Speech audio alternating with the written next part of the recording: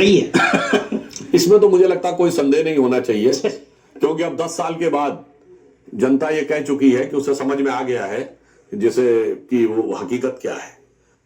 हम सिर्फ ये कहना चाहेंगे कि दिल्ली का चुनाव हो रहा है, उससे बड़ी घटना इस समय हो रही है कि मानव के इतिहास का सबसे बड़ा जन समागम हो रहा है कुंभ में, और 40 करोड़ लोग एक अनुमान के आधार पर आएंगे। भारत और चीन को छोड़कर दुनिया में कोई देश नहीं है जिसकी आबादी 40 करोड़ से ऊपर।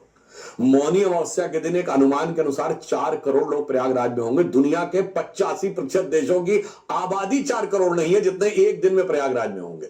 और महत्वपूर्ण बात क्या है, कभी आपने सोचा है कि यह कैसे होता है?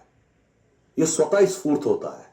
कोई कहने नहीं जाता भैया चलो, हमें कोई पकड़ के ले नहीं जाता है। अपने आप लोग देखते हैं कि पत्रा में फला तारीख को मौनी अमावस्या है और स्वतः स्फूर्त भाव से चलते हैं। यह भारत का लेजिटिमेट डिराइविंग फोर्स है, यह भारत की वास्तविक जीवनी शक्ति है, वो कुंभ मेला यह दर्शाता है। और यहां एक और बात कह दूं, जब राजनीतिक अर्थों में बात होती है, आज आपने देखा होगा 12 किलोमीटर के घाट बने।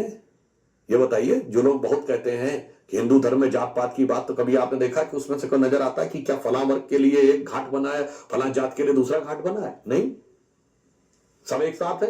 और मैं विनम्रता और ईमानदारता से कहना चाहता हूं, दूसरी जगह होता है फला की मस्जिद ढिमा की मस्जिद, फला का ईदगाह ढिमा का ईदगाह, फला का कब्रिस्तान ढिमा का कब्रिस्तान, फला का चर्च ढिमा का चर्च, फला की सिमेट्री उसकी सिमेट्री। ना हमारे यहां मंदिर अलग है, ना हमारे यहां शमशान घाट अलग है, और ना हमारा पर्व अलग है, सब एक साथ हैं। तो मैं सिर्फ यह कहना चाहूंगा कि जो कुंभ का मेला, चूंकि माननीय प्रधानमंत्री जी ने कहा है कुंभ मेले का एक ही संदेश, एक रहेगा भारत देश, और गंगा की अविरल धारा न बटे समाज हमारा।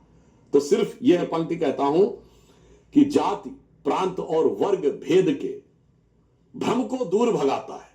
कुंभ मेले के जन समूह को देखिए, जाति प्रांत और वर्ग भेद के भ्रम को दूर भगाता है।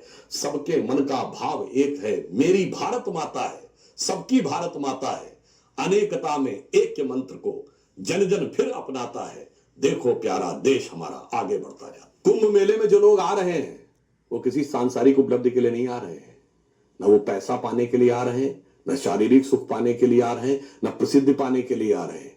वो किसके लिए आ रहे हैं? आत्म अनुभूति करने के लिए आ रहे हैं।